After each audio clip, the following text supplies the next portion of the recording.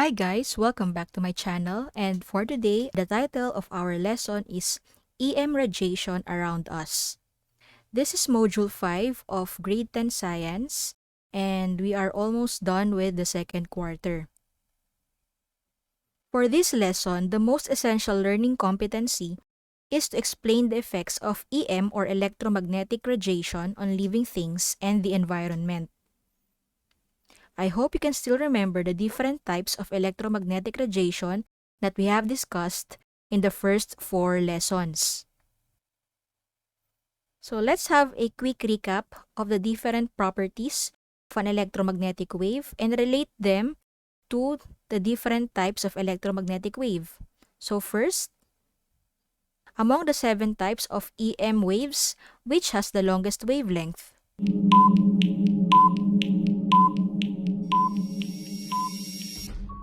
If your answer is radio waves, you are correct. Next, which has the shortest wavelength?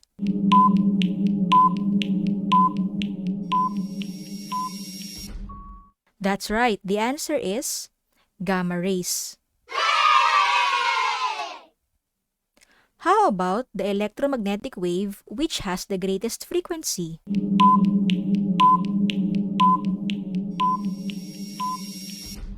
The answer is gamma rays. Fourth question. Which has the least or the lowest frequency?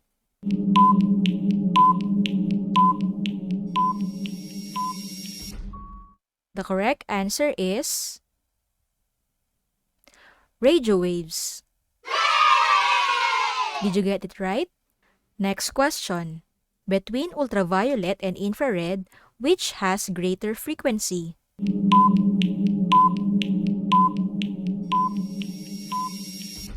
Of course, the answer is ultraviolet. We can see in the diagram that ultraviolet radiation has higher frequency compared to infrared radiation. How about between X-ray and gamma rays, which has longer wavelength?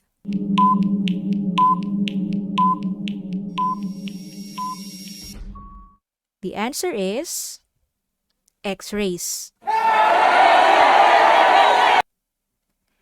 Question number 7. Between radio wave and microwave, which has greater frequency?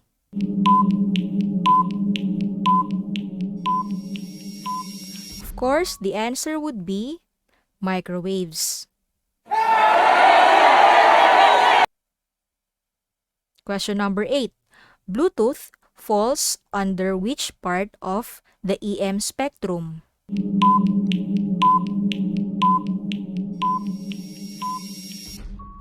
The answer is microwaves as well. And finally, what kind of electromagnetic wave can cause sunburns and skin cancer?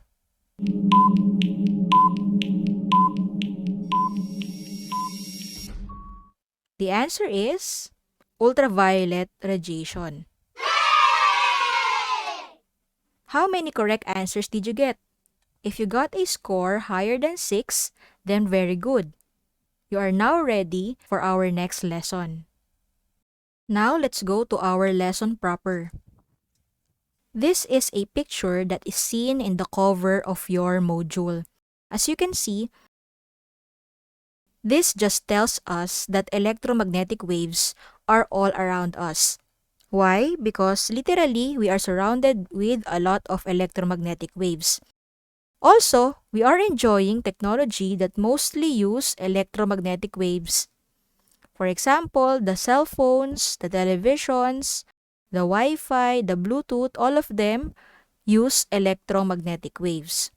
It's very inevitable for us to discuss this topic because, again, electromagnetic waves are essential to our lives. Now, last time we discussed non-ionizing radiation and ionizing radiation. We are also able to differentiate the two. So, for us to remember the difference between the two, radio waves, microwaves, infrared, visible light, These four types of electromagnetic radiation are classified as non-ionizing.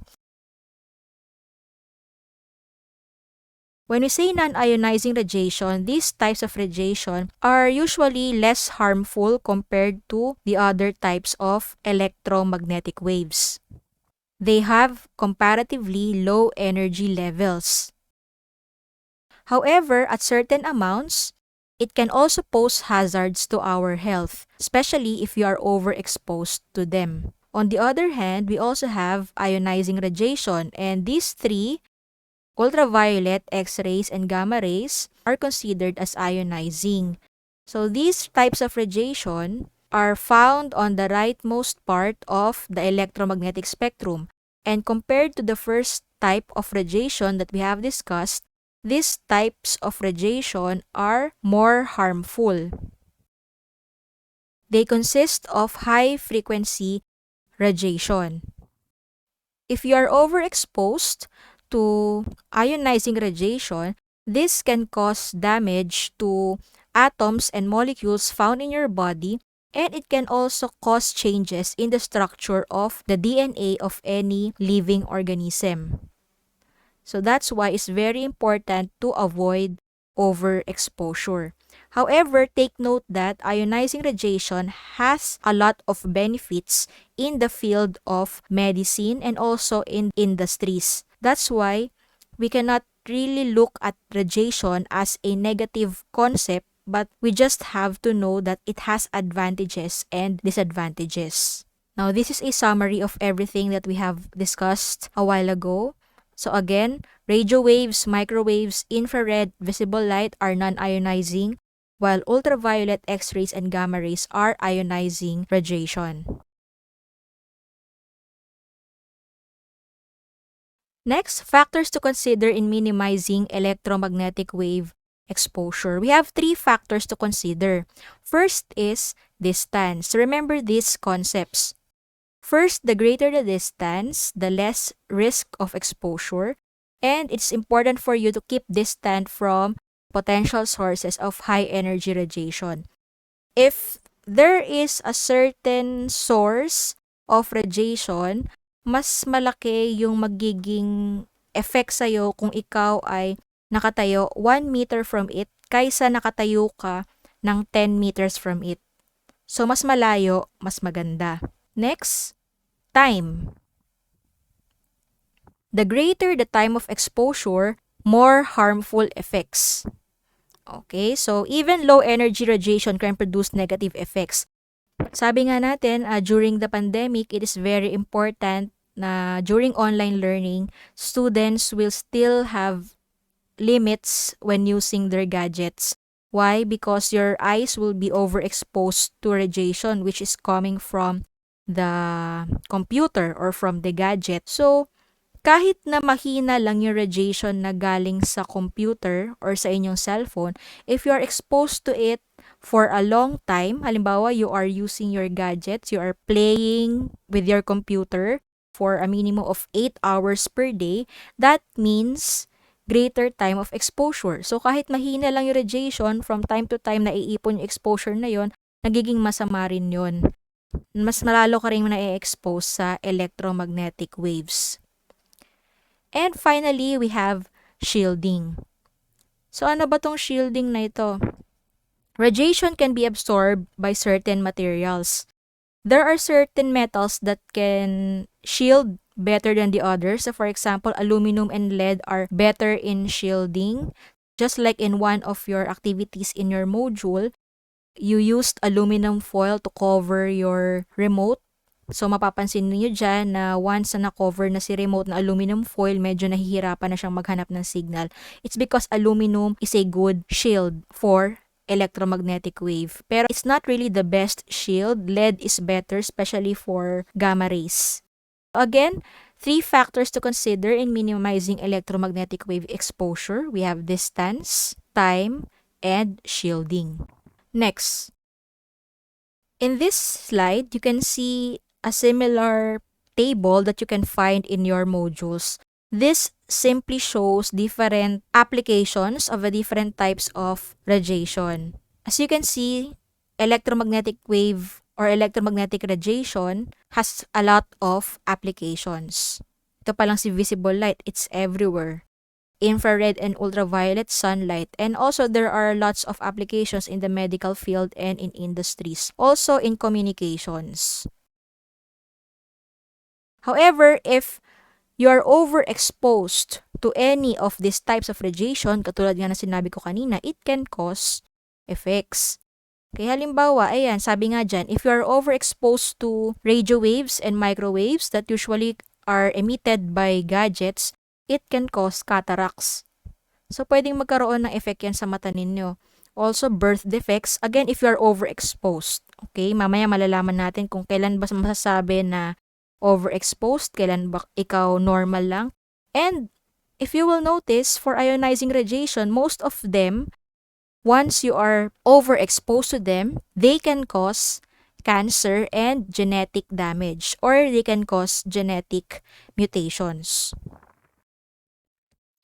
Next, let's go to radiation principles. We have 3 principles of radiation. First is justification. When we say justification, it says here that the benefit must offset radiation harm. Ano po bang ibig sabihin niyan? It means that any exposure must produce sufficient benefit to offset the radiation harm that it might cause. If the exposure has no benefit, it is not justified. So, for example, X-rays, dapat yung mga yan ay ginagawa lang once or twice a year. If you can do it once a year, better. Okay, but the usual limit would be twice a year. So, let's say, person A had an X-ray 2 days ago. That is his second X-ray for the year. So, technically, hindi na siya pwedeng magpa-X-ray sa mga susunod na araw or sa susunod na buwan na sakop ng taon na yon. Kasi nga, 2 lang na beses sa isang taon dapat. Otherwise, ma-overexpose na siya. Paano kung si person A ay nahulog sa hagdan? So, syempre, ang sasabihin ng doktor dyan, magpa-X-ray ka. O syempre, sasabihin naman ni person A, Dok, hindi ako pwedeng magpa-X-ray kasi nakadalawa na po ako this year. Okay, so justified ba na magkaroon ng X-ray kahit na nakadalawa na siya kasi order ng doktor? Yes, it is justified because first of all, the doctor needs person A to have an X-ray for him to be able to see if there are any fractures. So, justified naman yung exposure niya sa radiation. The benefit offsets radiation harm. Next, dose limitation. What does dose limitation mean? Dose must not exceed any relevant dose limit. There are dose limits that are prescribed by the International Commission on Radiological Protection or ICRP.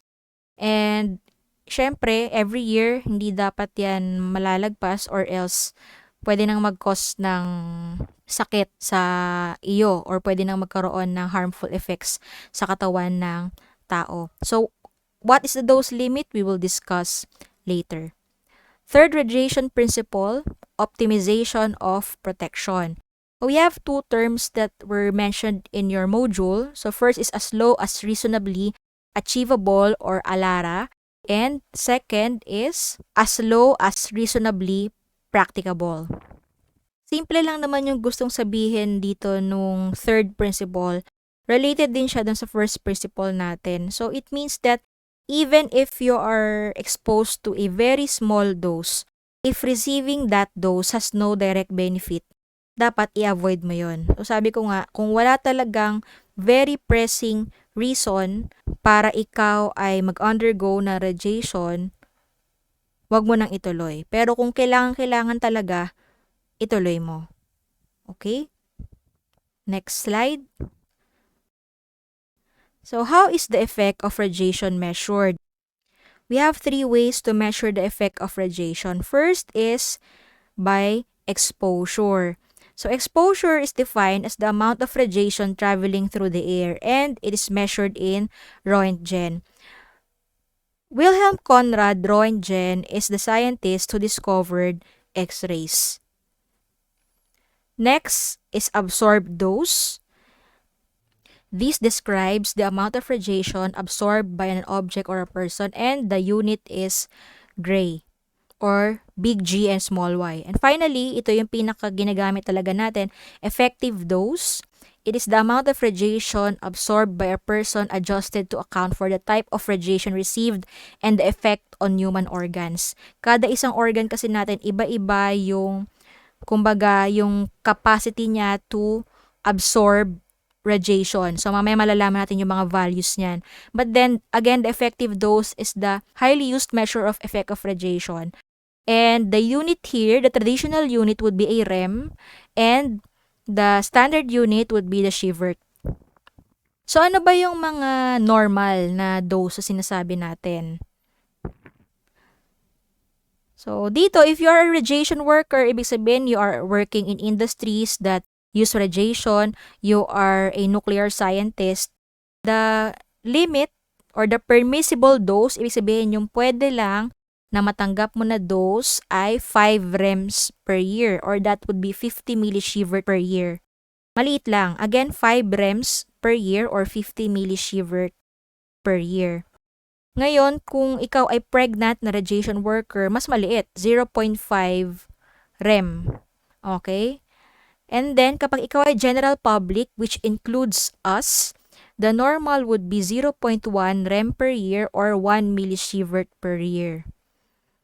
Actually, 5 millisieverts is okay. If radiation workers can have a limit of 5 rems per year, then I think it's okay for general public to have 5 rems per year as a permissible dose. So the next question is, ma'am, paano ba namin malalaman how much amount of radiation do we get from all the things around us, from our cell phones, from our computer? So, don't worry kasi hindi naman tayo aabot dyan talaga kung normal lang naman yung ating pamumuhay.